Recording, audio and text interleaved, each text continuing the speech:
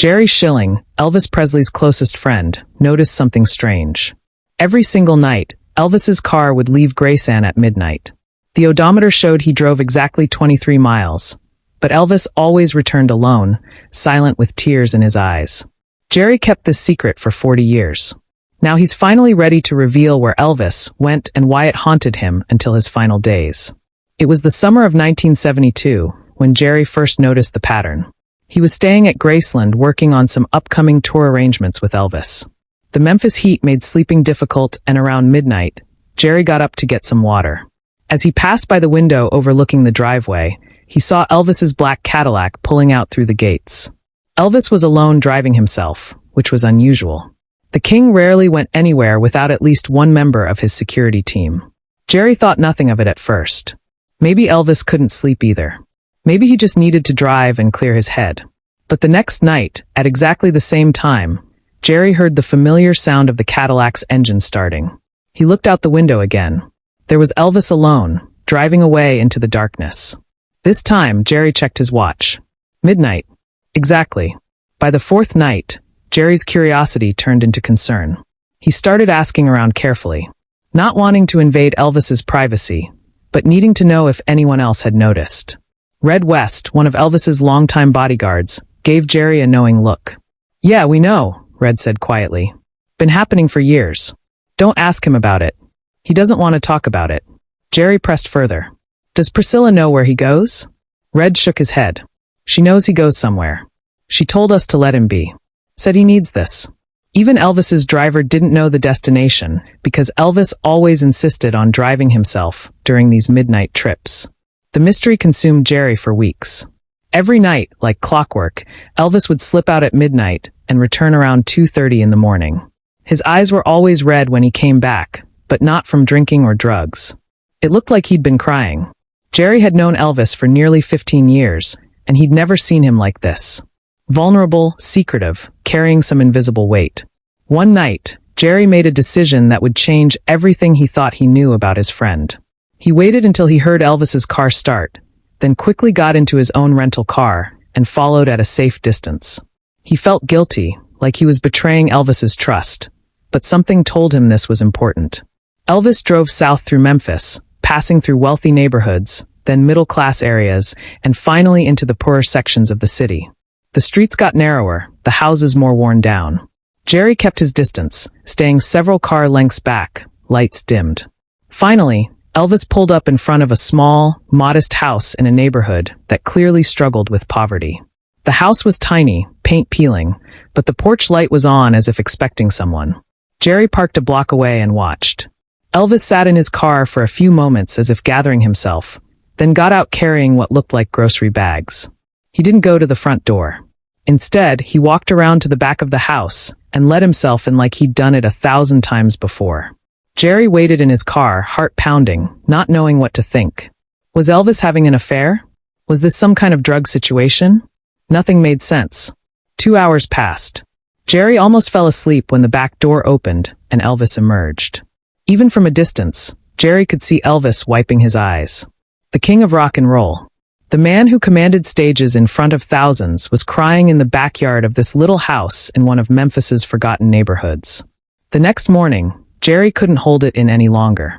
He found Elvis alone by the pool, staring at the water.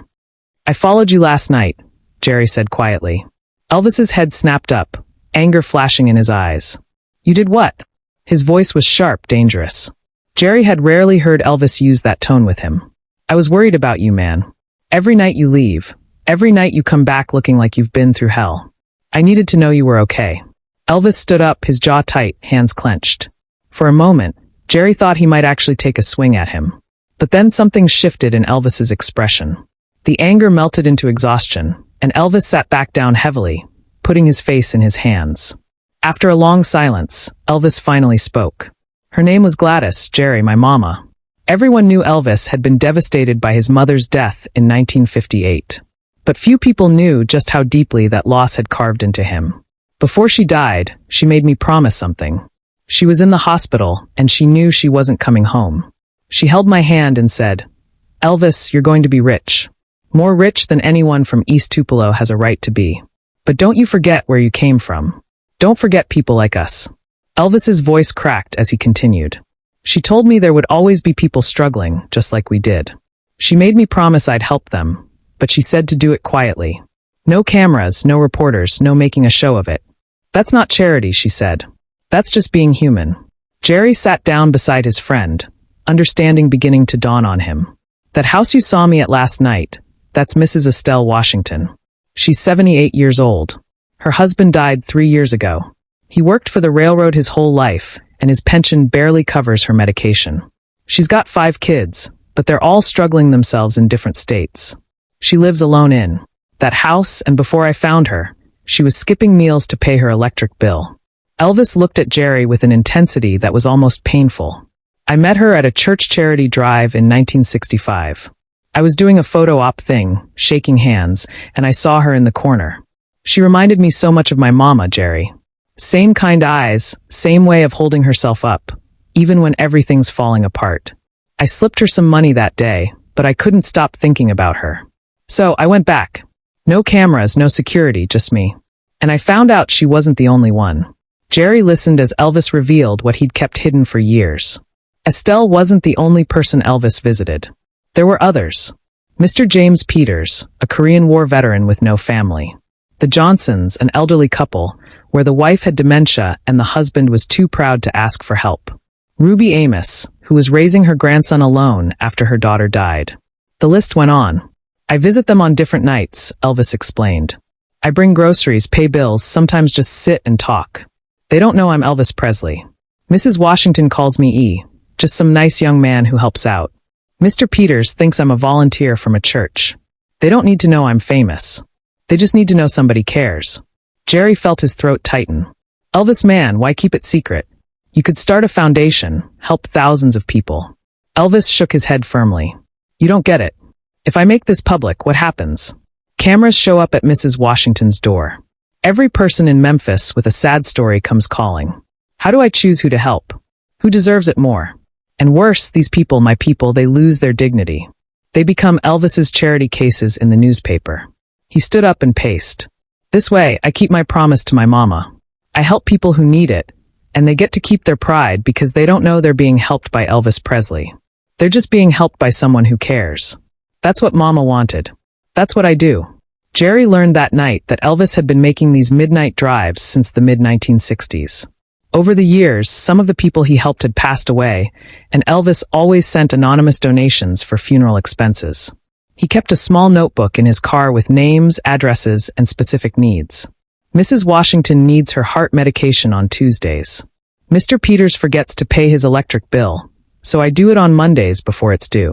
In 1975, something happened that shook Elvis to his core. Jerry found him sitting in his bedroom at Graceland, staring at nothing. She's gone, Elvis whispered. Mrs. Washington died last night. Heart attack. Tears streamed down his face. I never even told her my real name, Jerry.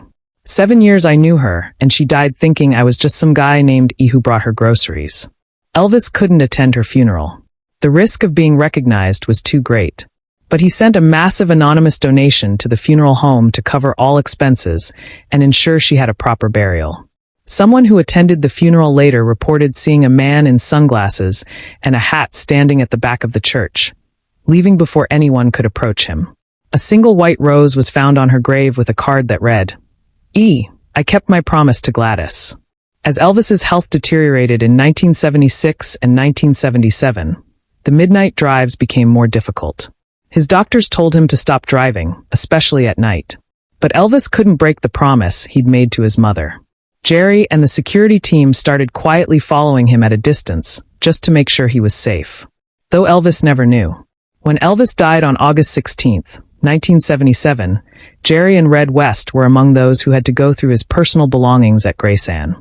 In the glove compartment of his Cadillac, they found the notebook, 13 names, 13 addresses. Next to each name were detailed notes about their needs, their routines, their struggles. Mrs. Johnson forgets her medication. Mr. Peters needs help with his electric bill. On the 15th, Jerry and Red made a decision that day. They would visit each address and make sure these people knew that someone still cared even though Elvis was gone. What they discovered shocked them. None of the people knew they'd been helped by Elvis Presley. To Mrs. Johnson, he was Michael, that nice man from the church. To Mr. Peters, he was John, my buddy who checks on me. To Ruby Amos, he was simply Tommy, my guardian angel. Ruby was the one who figured it out. When Jerry and Red came to her door and gently told her that her friend Tommy had passed away, she looked at them with knowing eyes. "It was Elvis, wasn't it?" she said softly. When they asked how she knew, she smiled through her tears. "One night, I heard his voice on the radio while he was in my kitchen. I recognized it immediately. But I never said anything because I knew he didn't want me to. It wasn't about who he was. It was about what he did." After Vernon Presley, Elvis's father, died in 1979, the full financial records came to light. Between 1960 and 1977, there were over $847,000 in unexplained cash withdrawals marked simply as personal expenses. The family chose to keep this information private, respecting Elvis's wish for anonymity in his giving. For 40 years, Jerry kept this secret. But when Ruby Amos passed away in 2012, she left a note in her will specifically giving permission for the story to be told. She wrote, "The world thinks Elvis was a king because of his music. But I knew him as a man who kept a promise to his mama. That's the real reason he deserves to be remembered." In 2015, Jerry finally agreed to tell the story in a small documentary. After it aired, something remarkable happened. Other people came forward with similar stories. A woman in Las Vegas said a kind man named Charlie had paid her mother's rent for 2 years. She had a photo from 1971, and it was clearly Elvis in sunglasses and a baseball cap. A man in Atlanta remembered someone named Sam who had helped his grandfather. The stories kept coming. Jerry Schilling, now in his 80s, reflects on those midnight drives with a mixture of sadness and pride. "Everyone remembers Elvis as the king," he says. But on those midnight drives, he wasn't a king. He was a son keeping a promise to his mother. And maybe that's what he'd want to be remembered for most. Not the crown, but his word. The Cadillac Elvis drove on those midnight trips is now in a museum at Graceland. If you look closely in the glove compartment display, you can see a worn notebook with faded handwriting. Visitors walk past it every day, never knowing they're looking at evidence of one of the greatest secrets in rock and roll history. The secret of a king who spent his midnights being simply human. One grocery bag and one unpaid bill at a time. Elvis Presley died at 42 years old. But the promise he made to Gladys Presley lived on in 13 households across Memphis. And in the end, maybe that's the real measure of a life well lived. Not the number of records sold or stages conquered, but the number of midnight drives taken when nobody was watching. When there were no cameras, no applause, just a son keeping his word to his.